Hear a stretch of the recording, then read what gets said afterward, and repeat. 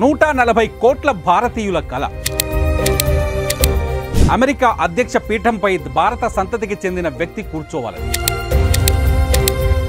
ఈ కల ఇప్పుడు నెరవేరేట్టు కనిపిస్తోంది. ఎందుకంటే డెమోక్రాట్ల తరఫున అమెరికా అధ్యక్ష పదవికి పోటీ చేసేందుకు కమలా హ్యారిస్ సిద్ధం కావటమే. అవును, అమెరికాలో పుట్టిన కమలా హ్యారిస్ మూలాలు మన తమిళనాడులో ఉన్నాయి. ఉపాధ్యక్షురాలు అయిన రోజు తమిళనాడు ప్రజలు సంబరాలు చేసుకున్న జ్ఞాపకాలు ఇంకా గుర్తుకొస్తున్నాయి. అమెరికా అధ్యక్ష ఎన్నికల్లో అధికారికంగా తన అభ్యర్థిత్వాన్ని అంగీకరిస్తూ కమలా హ్యారిస్ సంతకం చేశారు. సోషల్ మీడియా ప్లాట్ఫామ్ ఎక్స్లో ఈ విషయాన్ని ఆమె వెల్లడించారు. నవంబర్లో జరిగే అమెరికా అధ్యక్ష ఎన్నికల్లో తాను తప్పకుండా విజయం సాధిస్తాననే నమ్మకాన్ని వ్యక్తం చేశారు. అయితే ఆమె అభ్యర్థిత్వాన్ని ఆగస్టులో చికాగోలో జరిగే డెమోక్రటిక్ నేషనల్ కన్వెన్షన్లో ఆమోదించాల్సి ఉంది. అంటే కమల అమెరికా అధ్యక్ష పదవికి పోటీ చేయాలి అంటే ముందు సొంత పార్టీలో ఆమె గెలవాల్సి ఉంటుంది. డెమోక్రటిక్ పార్టీలో కమలా హ్యారిస్ చాలా బలంగా కనిపిస్తున్నారు. ఎన్నికల్లో పోటీ నుంచి తాను తప్పుకుంటున్నట్టు ప్రకటించిన అధ్యక్షుడు జో బైడెన్ కమలా హ్యారిస్ అభ్యర్థిత్వాన్ని సమర్థించారు. అమెరికా మాజీ అధ్యక్షుడు బరాక్ ఒబామా, అతని సతీమణి మిషేల్ ఒబామాలు కూడా కమలా హ్యారిస్కు మద్దతు ప్రకటించారు. ఇటు డెమోక్రటిక్ పార్టీలో సభ్యుల నుంచి కూడా ఆమెకు మద్దతు లభిస్తోంది.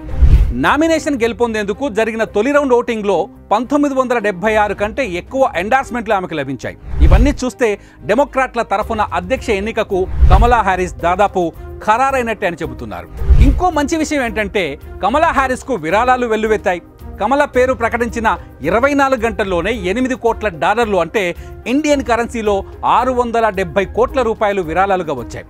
ఎన్నికల ప్రచారంలో ఇప్పటి వరకు ఏ అభ్యర్థికి ఒకే రోజు ఇంత పెద్ద ఎత్తున విరాళాలు రాలేదు.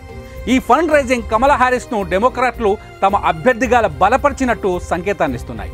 కమలా హ్యారిస్ గనక అమెరికా అధ్యక్ష ఎన్నికల బరిలోకి దిగితే ఖచ్చితంగా మన 140 కోట్ల భారతీయులు సంతోషపడతారు.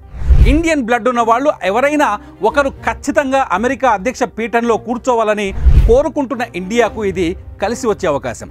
అమెరికాలో పుట్టినప్పటికీ కమలా హ్యారిస్ ఇప్పటికీ మన సంస్కృతినే పాటిస్తున్నారు. కమలా హ్యారిస్కు టిఫిన్లో సాంబార్ ఇడ్లీ అంటే చాలా ఇష్టం. లంచ్లో అన్నం, పెరుగు, బంగాళదుంప కూర, పప్పు అంటే ఇష్టం.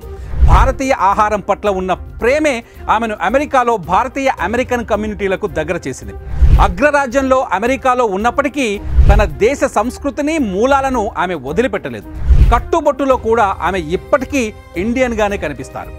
డెమోక్రాట్ల తరఫున కమలా హ్యారిస్ నిలబడితే ఖచ్చితంగా ఈ ఎన్నిక అతిపెద్ద ఎన్నిక అవుతుంది. ముఖ్యంగా ట్రంప్తో ఆమె పోటీ పడాల్సి వస్తుంది కాబట్టి ఈ ఎన్నిక పైన భారతీయుల్లో కూడా తీవ్రమైన ఆసక్తి పెరుగుతోంది. మరి మీరేమంటారు? కమలా హ్యారిస్ గురించి మీ కామెంట్స్ రాయండి.